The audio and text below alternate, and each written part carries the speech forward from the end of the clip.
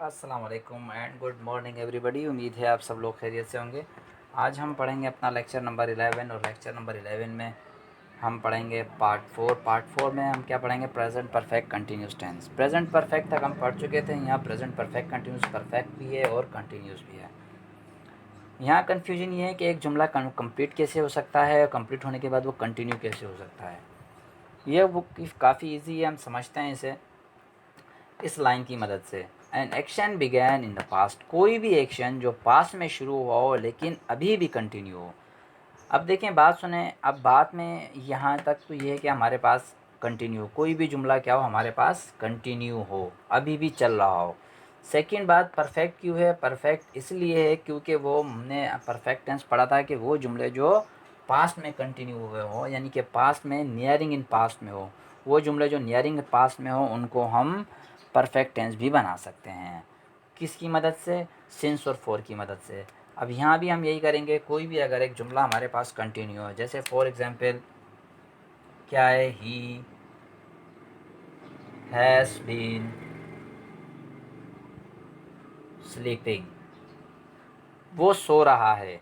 जैसे हम कंटिन्यूस जुमले में बना रहे थे, हम इज़ लगा रहे थे, is am are he is sleeping. अब यहाँ जो है मीनिंग उसी तरीके से हिंदी उर्दू में वैसे ही मीनिंग आएगी जैसे कंटिन्यूस उन जुमलों की आ रही थी, लेकिन यहाँ हम हैज़ बीन या हैव बीन यूज़ करेंगे परफेक्ट कंटिन्यूस शो कराने के लिए। परफेक्ट भी हो यानी कि हैज़ बीन को भी रिप्रेजेंट करे और जुमला भी कंटिन्यू हो। ठीक है, यहाँ तक तो बात हमारी कंटिन्यूस की चल रही है कि वो सो रहा है। अब अगर हम बताएं वो कब से माजी से सो रहा है, माजी कितने टाइम से सो रहा है, नियरिंग पास्ट के जो हम टाइम बयान करेंगे वो क्या आ जाएगा हमारे पास परफेक्ट में।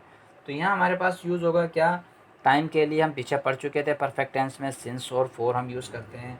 4-5 आवर्स। देखें ये हमारे पास पास्ट शो कर रहा है, यानी कि पास्ट टू प्रेजेंट परफेक्ट बन गया ये हमारे पास।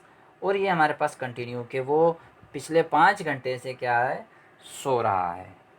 तो ये परफेक्ट हो गया हमारे पास। यहाँ तक ये हमारे पास क्या हो गया, कंटिन्यू अभी तक सो रहा है। इन जुमलों की पहचान क्या है हमारे पास? इन जुमलों की पहचान हमारे पास ये होनी चाहिए कि इन जुमलों में हमेशा सब्जेक्ट आएगा, सब्जेक्ट के बाद हमारे पास हैज़ बीन और हैव बीन यूज़ होगा, सॉरी हैव बीन यूज़ होगा। ठीक है, उसके बाद वर्ब की क्या है हमारे पास आईएनजी वाली फॉर्म यानी कि वर्ब की फोर्थ फॉर्म यूज़ होगी।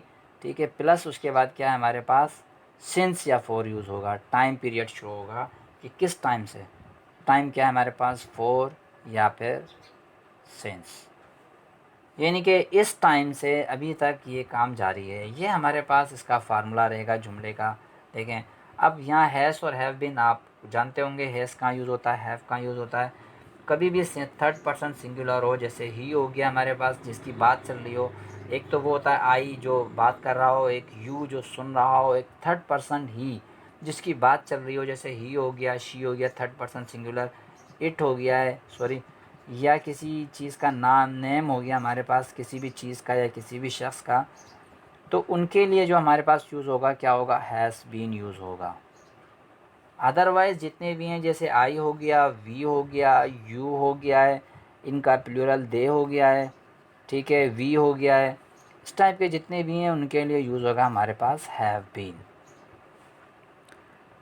ठीक है, ये था हमारे पास इसका फार्मूला।